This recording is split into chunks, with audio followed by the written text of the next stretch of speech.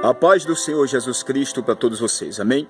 Antes de dar continuidade, quero ler aqui 2 Coríntios capítulo 4, versículo 3 e 4, que está escrito assim: Mas se ainda o nosso evangelho está encoberto, para os que se perdem está encoberto. Verso 4, nos quais o Deus deste século cegou os entendimentos dos incrédulos, para que não lhes resplandeça a luz do evangelho da glória de Cristo, que é a imagem de Deus. O Deus desse século. Paulo está dizendo, se ainda o nosso evangelho não resplandeceu na vida daqueles que se perdem, ou seja, daqueles que ainda se encontram afastados de Deus. E por trás disso, dessa incredulidade, aqueles que estão seguindo o caminho de perdição ainda, mas eu creio que Cristo vai te resgatar e te trazer para a presença dele. O Deus desse século, versículo 4, se move. Há uma influência no mundo espiritual. Há um movimento no mundo espiritual 24 horas do pai da mentira, juntamente com seus seguidores, demônios, anjos caídos, com a tentativa de diminuir o espaço entre o homem e Deus, de impedir o homem de conhecer esta verdade, e que esta verdade venha abrir a sua mente, ou seja, entendimento. A mente está fechada, a mente está obscura.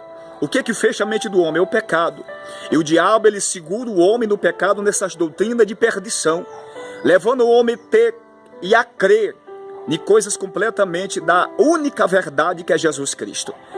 Então as suas mentes estão fechadas, e por suas mentes estão fechadas, o Deus deste século que está manipulando a mente, enchendo a sua mente de falsas doutrinas, falsos ensinos, levando você a aprender e ensinando a você aquilo que o mundo agrada, né? Aquilo que a nossa carne almeja. Então o Deus desse século, letra minúscula, está se referindo ao próprio Satanás, o pai da mentira, espírito de engano, através de falsas doutrinas e tantos ensinos, ele tem enganado a muitos, e essas pessoas ainda estão seguindo um caminho de porta larga e de caminho largo, que é o caminho de perdição. Mas eu creio que através desta mensagem, Deus fará uma grande obra na tua vida, amém? Nós estamos lendo Salmos, vamos voltar para os Salmos, nós estamos meditando nos Salmos, já tem um vídeo no canal, o canal Marcelo Santana de Moraes. Você que não conhece o canal é novo, tem poucos vídeos, mas entre lá no canal, deixa lá o seu like, se inscreva no canal e me ajuda a pregar a palavra de Deus, para que essas mensagens cheguem a outras vidas, alcance outras almas, levando a transformação, pois só a palavra de Deus, ela transforma a vida do ser humano, dá um coração novo, muda a mente, dá a mente de Cristo e nos leva a servir a Deus pela sua graça, amém? Salmos capítulo 1, glória a Deus. Nós vamos ler o versículo 2 e o versículo 3, que está escrito assim: Antes tem o seu prazer na lei do Senhor, e na sua lei medita de dia e de noite. Verso 3, pois será como a árvore plantada junto aos ribeiros de água, a qual dá o seu fruto na estação própria, e cujas folhas não caem, e tudo quanto fizer prosperará. Observe a parte B do versículo 3. E tudo quanto fizer prosperará. Eu comecei o vídeo dizendo que se o mundo tivesse o contato com a palavra de Deus, os quatro cantos da terra, porque não se conhece, uma das maneiras de se conhecer Deus é por intermédio da sua palavra.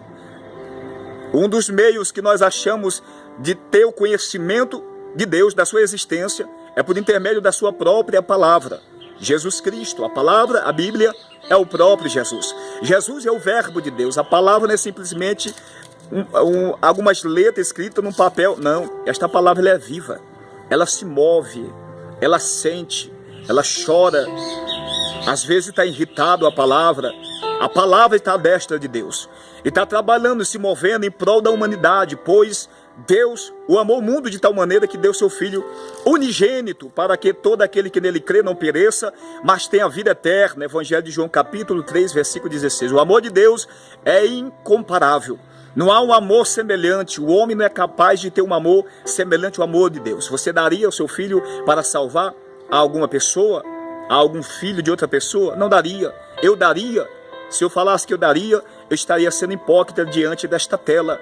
pregando para você. Não daria, mas Deus amou. Deus não poupou nem seu próprio filho.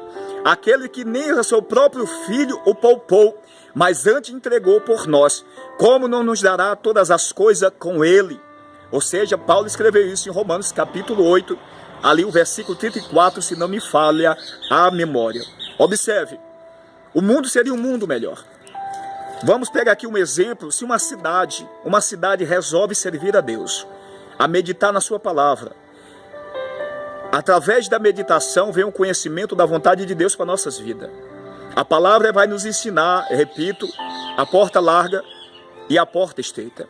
O caminho largo e o caminho estreito. A porta estreita é Jesus e o caminho estreito é Jesus. A porta larga é a vida de deleite no mundo. O caminho largo é as vidas de deleite que nós levamos no mundo. Mas no final disso vai haver uma consequência muito grande, perdição eterna. O homem será banido para sempre da presença do seu Criador. E em vez de viver em luz na eternidade, vai viver em treva junto com aquele que a pessoa fez toda a sua vontade, ou seja, Satanás e os seus anjos. Se no momento, enquanto estamos na terra, fazemos a vontade de Deus, nós vamos viver com Deus eternamente. Mas se no momento nós que estamos sobre a terra, fazemos a vontade do mundo, ou seja, a vontade de Satanás, o príncipe deste mundo, aí você vai entender por que príncipe deste mundo. Porque o mundo já é do maligno. Você lê na tradução NVI, o mundo está dominado pelo maligno, primeira carta de João, versículo 19. Medite nesta palavra. O mundo está dominado pelo pecado. O pecado que tão de perto nos rodeia. Nós estamos rodeados de pecado. Então, o homem que escolher viver conforme o mundo oferece, viver nos deleites da sua natureza humana pecadora, a cada dia transgredindo a lei de Deus, cometendo pecado, sem ter a menor consciência de que aquilo vai, ou seja, não ter a menor consciência, não, tendo a consciência e não fazendo nenhum esforço para se livrar disso, a pessoa vai perecer pela eternidade. Uma coisa é a pessoa pecar sem ter consciência do que está fazendo. Outra coisa é pecar e continuar no pecado, fazendo aquilo, tendo consciência pela a palavra de Deus, de que aquilo errado, é contra a lei de Deus. A palavra de Deus, ela traz vida, ela traz mudança. Se você quer fazer prova com Deus, passe a meditar nas Escrituras Sagradas, porque você vai conhecer esses dois caminhos. E aplique na sua vida a palavra. Permita, pratique, lute, vai começar uma luta dentro de você. A luta da carne contra o espírito. A carne que almeja adulterar, a carne que almeja mentir, a carne que almeja matar, a carne que almeja o vício do cigarro, da bebida, o mundo do crime, o comércio do corpo, a prostituição, a promiscuidade, a mentira ou a meia-verdade. Isso alimenta a carne. O homem é pecador por natureza. Mas quando você se abstém de tudo isso, você foge do pecado, pelo fato de você já estar lendo, conhecendo e aplicando a palavra na sua vida, você verá a tua vida prosperará, como nós vemos aqui no versículo 3 do Salmos 1. E observe que o Senhor faz uma comparação aqui. Olhe para o rio. Se você tem um rio perto da sua casa, olhe para o rio. Você vai ver as árvores que estão à beira do rio. Essas árvores, elas são lindas. Elas estão cheias de fruto. As folhas verdes. A vida resplandece nela. Você olha e você vê a vida resplandecendo nos gramados na beira da água. Então o Senhor está usando aqui uma alegoria para nos dar a entender como que é a vida de um homem espiritualmente na presença dele, quando o prazer dele é a lei do Senhor. E nessa lei ele medita de dia e de noite. Ele não gasta o seu tempo com as coisas vãs e inúteis deste mundo. Ele se abstém, ele renuncia às coisas deste mundo para ter o prazer na lei de Deus. A sua vida vai começar a mudar. A sua vida espiritual, ela vai dar um salto. A sua vida sentimental vai mudar. A sua vida profissional vai mudar. Por quê? Porque você está invocando, chamando o Senhor da vida para a sua vida. Você está tendo no meio da sua casa, no seu coração, o Criador de todas as coisas, que te formou, que te dá o fôlego de vida, que te dá o ar que respira. Se você está respirando, não é pela tua sabedoria. Se você está trabalhando, não é pelo teu conhecimento. Ainda que a pessoa tenha por verdade isso, todavia, só tem por verdade isso aqueles que não conhecem a Deus. Mas os que conhecem sabem que vive porque o Senhor dá o fôlego de vida. Os que conhecem a Deus sabem que está respirando porque o Senhor permitiu, deu o fôlego de vida mais um dia. Sabe que está trabalhando porque o Senhor abriu a porta. Sabe porque tem um casamento fiel. Tem um esposo, uma esposa cheia de virtude, porque teve uma vida direcionada e Deus guiou a uma esposa de virtude. Deus guiou a um esposo de virtude. Deus que conhece o coração do homem. O homem, meu querido, não conhece nem a si mesmo. Às vezes nós falamos, eu me conheço, não conheço. Eu conheço fulano, não conheço. Mas o Senhor vem em Apocalipse e diz: eu conheço as tuas obras. E o Senhor vem em Jeremias 17, verso 9: enganoso é o coração do homem, quem pode o conhecer? Eu, Senhor, esquadrinho o coração, o mais profundo da alma, e isso para dar a cada um conforme as suas obras. Deus, esse esquadriar, é olhar o mais profundo do ser humano. A palavra, como está escrito em Hebreus capítulo 4, versículo 12, a palavra ela é viva e eficaz e mais penetrante do que qualquer espada de 2 gumes, e penetra até a divisão da alma e do espírito, e é apta, ou seja, capaz, apta significa capaz, de discernir os pensamentos e intenção do coração. O que é discernir? E discernir significa entender. A palavra poderia ser viva. Quem é a palavra? Jesus Cristo. A palavra, ela é viva, tem sentimento. Então ela sonda o interior do ser humano, juntas e medulas, a junta do nosso corpo, a junta dos ossos. Ele entra nas medulas por dentro dos ossos. E ele sonda o mais profundo do ser humano. E ele sabe cada sentimento, cada desejo, cada projeto, cada pensamento. Ele sonda tudo. Então ele conhece o nosso coração. Deus que nos criou, o centro de toda a existência, conhece o nosso coração. Quando você passa a aplicar a palavra na sua vida, entenda que a queda da humanidade é por conta da desobediência à palavra de Deus. Gênesis capítulo 2, a partir do versículo 15, o Senhor, depois que formou o homem, colocou no jardim do Éden para lavrar e guardar. E dali de toda a árvore do jardim foi concedido a ele a se alimentar, menos da árvore da ciência do bem e do mal, que estava também no meio do jardim. A serpente, com a sua astúcia, investiu pelo lado de Eva, e ali levou Eva a transgredir os mandamentos de Deus. Consequentemente, o seu esposo, seu marido, a ela a oferecer, caiu também. Isso se tornou o que nós vivemos hoje. Um mundo de pecado, de guerra, de violência, de ódio, de mágoa, de ressentimentos. Famílias destruídas entre famílias. Famílias que não se dão bem. Relacionamentos destruídos. Milhares de jovens, homens e mulheres, neste momento nos cárceres. Mundo de droga, de violência. Isso é a consequência do pecado pela desobediência à palavra de Deus. Mas o salmista está dizendo aqui: se você tiver o prazer na lei do Senhor, a sua vida vai ser tão próspera, tão verde, tão cheia de virtude. Você vai frutificar tanto em tudo que você fizer. Primeiramente para o reino, e as demais coisas se aplicam às coisas deste mundo físico que nós vivemos enquanto estamos aqui. A palavra vai trazer tudo isso para a sua vida. Você quer mudança na sua vida? Você quer ser liberto dos vícios? Você quer ser transformado pelo poder de Deus? Dê ouvido à palavra de Deus. Observe o que está escrito em Isaías capítulo 24,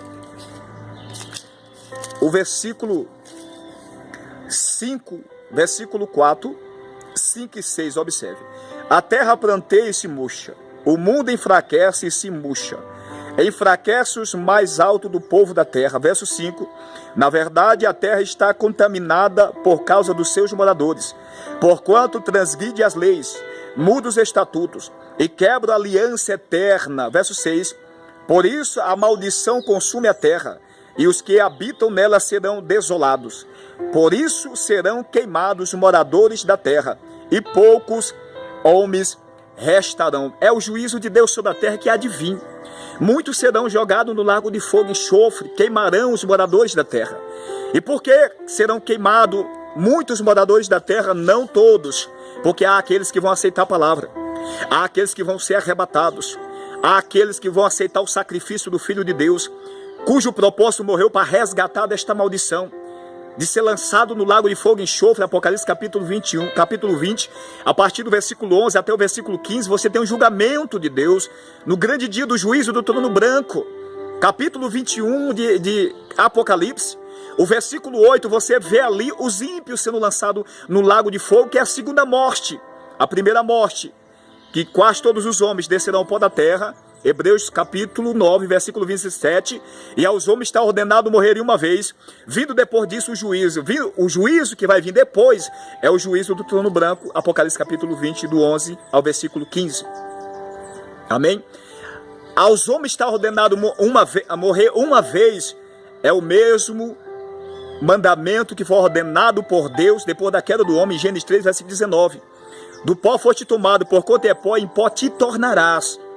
Mas nem todos morrerão, porque em 1 Coríntios capítulo 15, a partir do versículo 11, você vai ver que aqueles que estão em Cristo, eles serão transformados. Que morreram em Cristo primeiro ressuscitarão, e os que estão vivos fisicamente falando e espiritualmente vivendo uma vida de santificação, separado para o Senhor, serão transformados, ou seja, eles não sofrerão, eles não experimentarão a morte, mas terão seus corpos glorificados juntamente com aqueles que estão no pó da terra, a subir ao alto e encontrar o Senhor nos ares. E assim estaremos sempre com o Senhor. Então observe que a terra pranteia, a terra está debaixo de maldição, a terra chora, a terra passa fome.